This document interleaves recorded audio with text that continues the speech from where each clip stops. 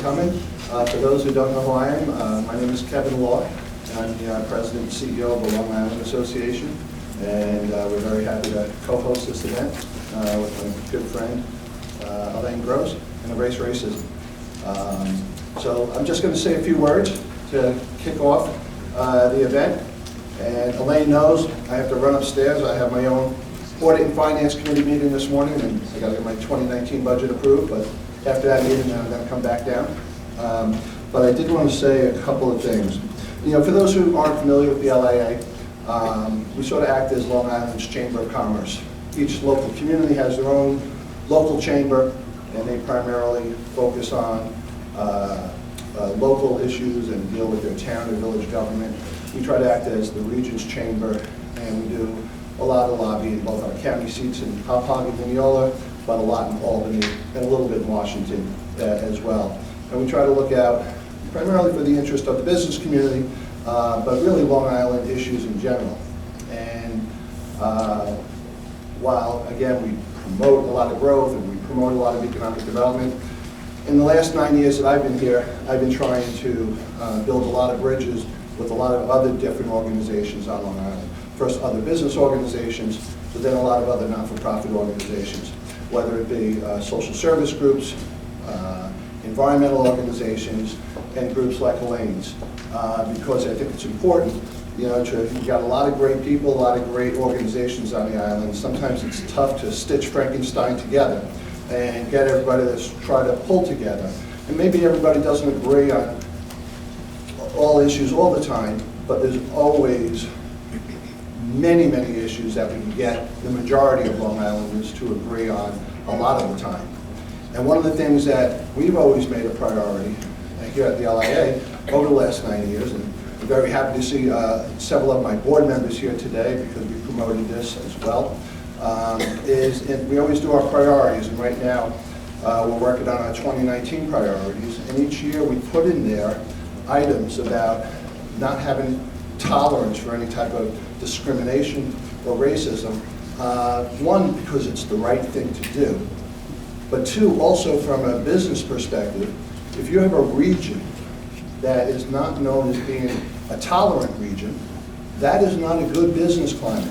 And a lot of businesses also won't want to locate in a region that doesn't have you know, a tolerance and a good reputation for trying to promote some of the things that we're going to be discussing here today. And so, you know, you get asked the question, well, why is the LIA being involved in an event like this today? Well, I think it's very important for the business community to be involved in an event like today because, again, it's important that a region is known for many things, not just our great workforce and our great schools and our great parks and beaches, but we should also be known as a region that is a tolerant region and doesn't accept things like racism and segregation, and we should be part of the whole group of Long Islanders that is doing something about that. And so that's why I think it's important for the LIA. So when Elaine called me to ask me if we could co-host, I said, of course, you know, just right away. You know, we said yes. And then I saw on my schedule I had to go to the Finance Committee meeting, so, but I'm still down here. Two other things I'd like to say, and I'm going to hand it over to Elaine. One is Elaine and I both serve on the Governor Cuomo's Regional Economic Development Council, and for the last 8 years we've been promoting a lot of different projects, you know, both traditional bricks and mortar projects and projects to help businesses, but we also look to support a lot of different efforts to support communities that maybe haven't seen the type of investment that other communities have over the years. And so one of our primary and biggest projects that we've been working on and supporting, and I see my good friend Russ Matthews here, is the Wine Dance Rising Project. It started with then Supervisor Steve Ballone and County Executive Steve Ballone, and with Town Supervisor Rich Schaefer and the whole Babylon town and the wine dance community. We've always made the wine dance community one of our top priorities. Likewise, we then did this opportunity agenda for places in Huntington Station, and then we are supporting a lot of different projects in Hempstead, Village of Hempstead, and just last year, one of the things that is important that everybody should sort of keep an eye on is, my own personal opinion, one of the very few good things that have come out of Washington lately is the Department of Treasury created these opportunity zones. And we had to nominate 10 census tract regions. They had to qualify based on median income and other things, but we were allowed to recommend 10 communities by census tracts to the governor, who then recommended them to the Department of Treasury. And we have 10 opportunity zones that have been created on Long Island. And it's really going to be a significant program to encourage high net worth individuals and businesses to invest in communities that haven't seen investment in many, many years, if ever. And so it's just getting rolled out. Regulations were just promulgated, but the tax incentives for the businesses or the high net worth individuals are very significant. So I think you're going to see this program work, and you're going to see a lot of investment in these 10 census tracts, 6 in Suffolk and 4 in Nassau. And so look forward to working with Elaine and REDC and others on that as well. Also want to thank Paul Toner and his great job at Energia for helping get some people here today. Paul and I have done other things here today in this room. We've hosted a poverty workshop with Paul and Energia. Again, why should the business community be concerned about poverty? We should be concerned about all issues that affect all Long Islanders. And we were very happy to co-host that with Paul. And then finally, I'll leave you with this. I want to paraphrase Teddy Roosevelt, a quote he used about 75 years ago, and that is, our region will not be a good place for any of us to live in if it's not a good place for all of us to live in. And so with that, I will kick it off to my good friend Elaine Gross. Thank you very much for coming. I'll see you in a while when I'm done with my meeting upstairs.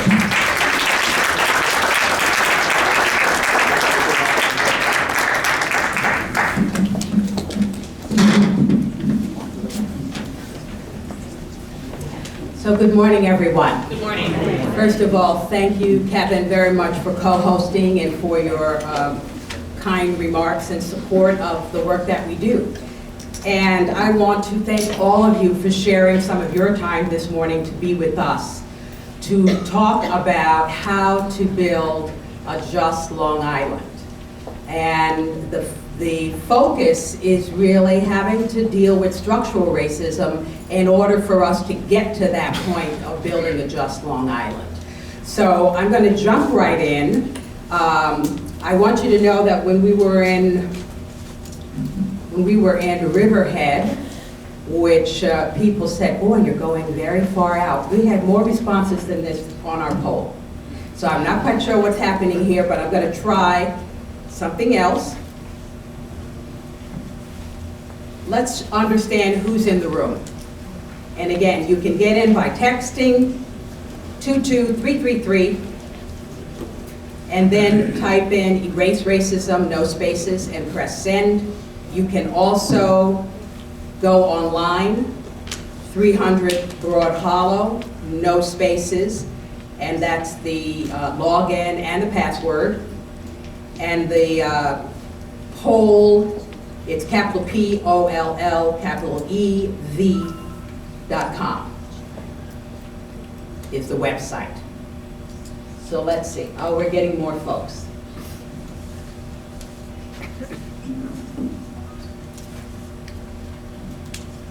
And is there anyone that can't get in online or through their text? Okay, we have people that will run around immediately. The dinosaur with the $10 flip phone. That's okay. We have 2 people. Just raise your hand, please, so the folks in the back can see who to bring the papers to. So we have 2 over here, please.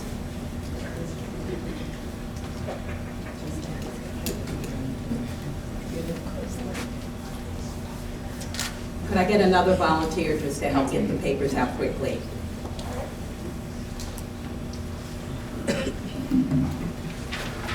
And let's see about gender.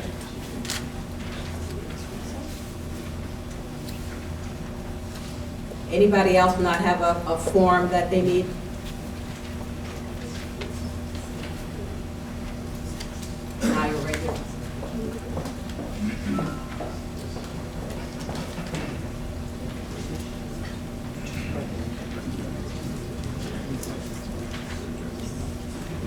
So I want you to know that at all of the other forums, we've had more women than men.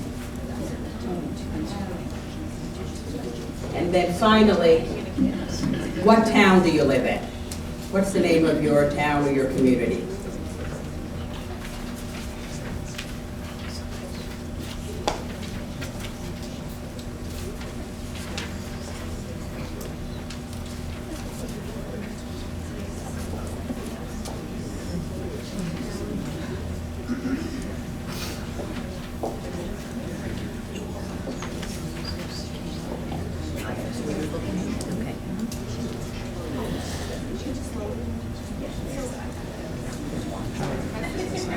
So I see Smithtown and Brooklyn, Stony Brook, Massapequa, Patchogue, that's a bit.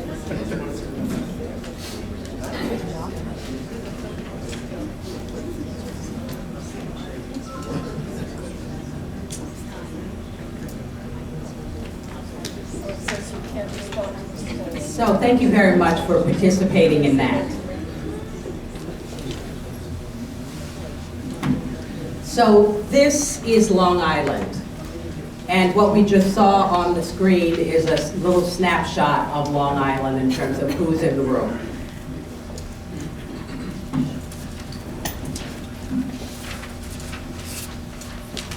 And I want to say just a few things about racism to set a context. So our focus has always been to identify and address structural racism, those policies and practices that create racialized access to opportunity, racialized outcomes, etc.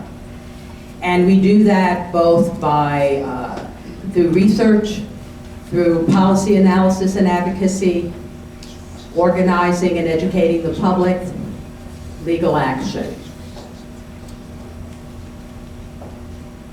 I'd like to start with just a few thank yous, certainly for the Unitarian Universalist congregation at Shelter Rock for their support of this initiative. And the Roush Foundation has also provided additional support for our communications activities. I also want to recognize that this would not happen without the staff at Erase Racism. Kelly Abernethy, who some of you know from emails and phone calls, has been coordinating the forums. Shirley Sharonfont, many of you met out front. She's our Controller Operations Manager. Naya Berg runs the Education Equity Initiative, and she also has become our in-house tech person. And we have a couple of part-timers, John Mulvey and Olivia Ildefonso, as well as some interns and volunteers who have worked with us. So please join me in thanking all of the people that helped make this happen.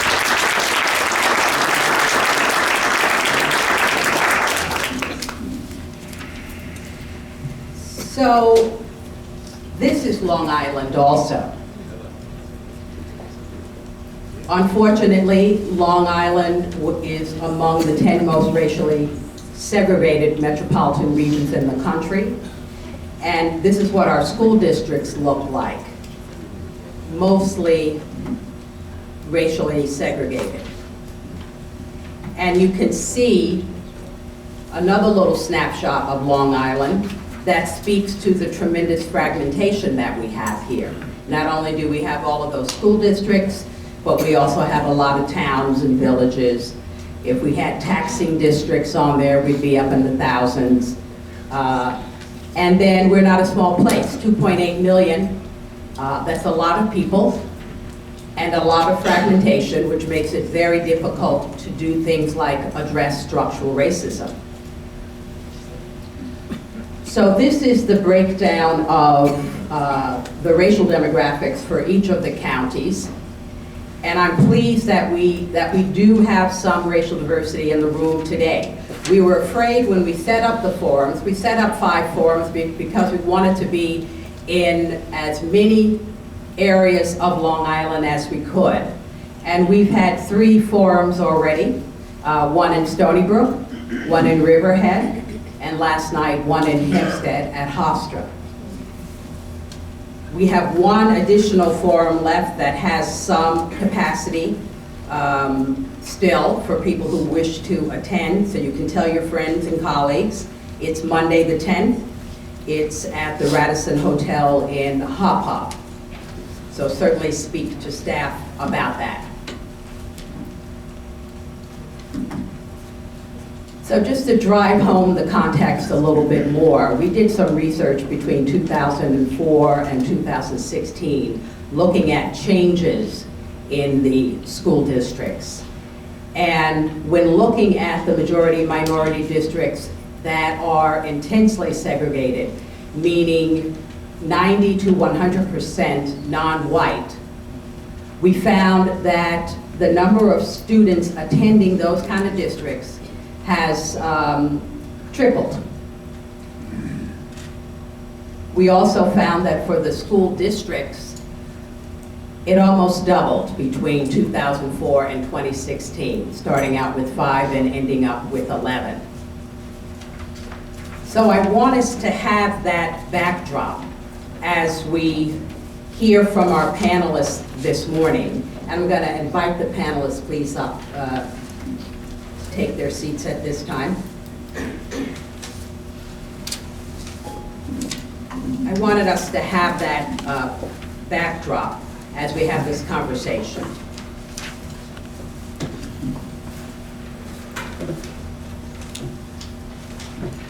So our first speaker this morning is Martine Hackett. Dr. Hackett is an assistant professor in the Master of Public Health and Community Health programs at Hofstra University, whose research interests include maternal child health, infant mortality, and community-based participatory research. Her previous work experience is as a deputy director at the New York City Department of Health and Mental Hygiene's Bureau of Maternal, Infant, and Reproductive Health, and as a television producer. Dr. Hackett received her BFA in Film and Television from New York University, a Master of Public Health from Hunter College, and a doctorate in sociology from the City University of New York Graduate Center. Please help me welcome Dr. Martine.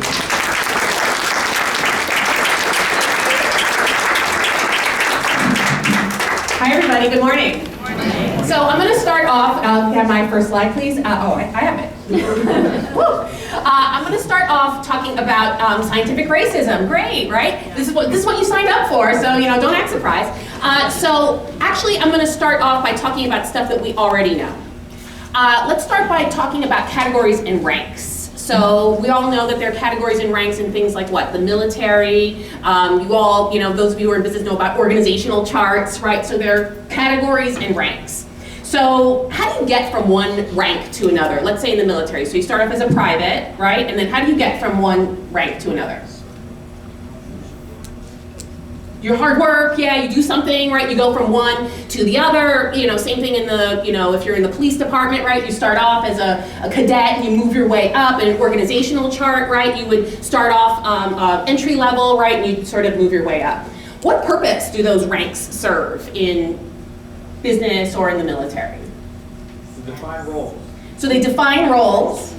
Power, compensation. Power. So in other words, the person who's at top, right, is not going to do necessarily the same stuff at the bottom, and certainly the person at the bottom is not going to do the stuff at the people on the top, right? And the people on the top have the ability to tell the people on the bottom what to do, right? So the idea of categories and ranks are things that we're all very familiar with and obviously serve a purpose. What I want to suggest is that when we talk about this concept of scientific racism, and I want to break that down, the science and the racism part, that they sort of serve the same purpose as well. They give us ranks, they give us categories, and they allow power to be implemented in ways that seem to make sense.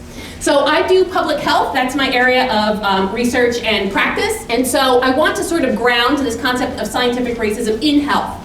And so many of us are familiar with this idea that race, right, this concept that we call race, is connected to a lot of health outcomes, right? You guys with me, right? So it's this idea that, for instance, race can determine survival in cervical cancer, black children have highest rates of mental health related emergency department visits, and on and on. And in fact, if we want to go on and on, I don't want to scare anybody here, but I want to show you some statistics. If we look at what we call health disparities or differences in Nassau County, for instance, by race ethnicity, one of the things that we can see here is that there are differences as the people that we categorize as white, people we categorize as black, and the people that we categorize as Hispanic. And one of the things that we see when you do this kind of work is that, generally speaking, people who are categorized as black have worse health outcomes. And so in this case, you're seeing more than half of blacks have premature deaths in Nassau County compared to 28% of whites.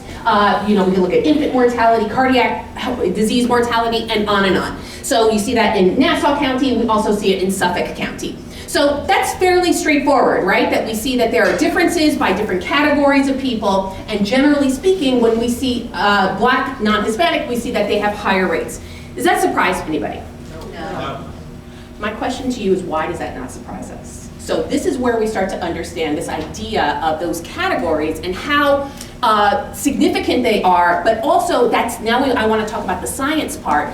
What do they actually mean? And so one of the things I want to suggest is something that we all know. Science changes over time. What we know about health today, for instance, is not what we knew about health 50 years ago. And I want to argue the person who was #1 in their medical class this year, 50 years from now, I don't want that person necessarily being my doctor if they don't keep up with the information that is constantly changing. Okay? So I think that this is, again, something that we all recognize. And so if we can recognize that in health, for instance, the science changes, germ theory, for instance, people didn't always know that, People used to sneeze on people, used to, pass germs, and nobody really thought that was a big deal because no one understood that there was such a thing as bacteria. So the idea of things and science changing over time, again, is something that we should all be familiar with, or at least, accept. But what I want to suggest is that when we bring those two pieces together, the science and these concepts of race, that we are relying on a concept of the idea that there actually is a rank or a difference that's biologically oriented or that stems from some deep-seated real difference is not true and has changed over time. And so on this slide, you can see examples of the sort of desire that there was, and again, the sort of strong scientific approach to categorizing different people according to what they considered different categories and races. So measuring skull size, for instance, looking at the differences in terms of facial features or other kinds of physical features, looking at phenotypes, right? The idea of sort of saying, I can make categories because look, you look different from you, and you're taller than you are, and somebody else might have a different eye shape or hair shape. Right? And so the idea that we can visually determine what those differences are feels real, right? It feels real that that we can sort and categorize people. And we also know that when we look and we can measure some of these things, we can measure some of these differences. And as science becomes more sophisticated, right, we can start measuring things. We can start off by just measuring, circumference and size. But as technology improves, guess what? We can start to measure brain waves, right? We can start to measure internal components and try to assess that there are differences and that those differences are real. But one of the things we have to recognize is that what science once proved to be true, it no longer is true. And in fact, when it comes to these idea of a biological difference according to what we call race, there is no such thing. And so we know, however, that historically, the idea of the way that these differences occurred that was being asserted that these differences were by race informed many different policies. And so in the 1920s, there was the eugenics movement that said, you know what? Not only are there differences according to race, and not only is there a ranking with whites being at the top, right, and blacks being at the bottom, but we also know that within these categories, there's some people who are better than others. And so the eugenics movement said, I don't think it's a good idea for those people who are not as good as everybody else to stick around. So the idea that there are ways of, improving the race, right, were areas that people were looking at. And sadly, we know that the eugenics movement in the United States was the precursor of the Nazi movement as well, and the idea of this superiority of races. And so I hope one of the things that we can start to understand is that the science was being used as a tool to be able to keep those differences in place. Science, hard to argue with, right? Most people don't really understand science, right? So when you have numbers, when you have statistics, when you have the idea of experiments that sort of prove that something is true, it feels true. Especially if people in power are the ones telling you, and if it serves a particular purpose. We know that one of the purposes that it serves is to keep people separate. And so the idea of keeping people separate is to say, hey, they're not as good as we are, therefore they should be in their separate space. And sadly, we also saw that the segregation that happened in the United States was also a inspiration for South Africa's apartheid movement as well. So here's where we start to see that idea that there's differences, it's scientifically based, and there's a motivation or a reason to keep people separate because it's science. I want to end by sort of suggesting that what we are talking about is, again, not something that is the science that we currently believe in. With the human genetics that have been mapped, we recognize, and from National Geographic no less, right, who have always been sort of some of the perpetrators of this idea of that there are these differences by race. The idea is there actually is no scientific basis for race. It's a made-up label. It's a label that has served to a purpose, to rank people, to keep people in their place.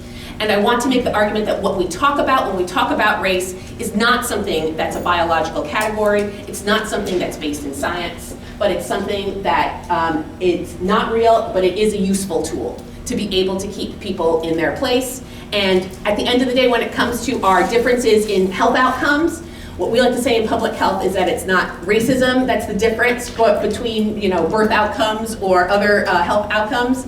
It's racism is the reason for those differences. And so I want to just sort of end by us recognizing that even though it feels real, even though we can make those differences and see those categories of different people, we have to recognize that the science behind it is no longer science that's considered to be valid, but that the purpose still stands. Thanks.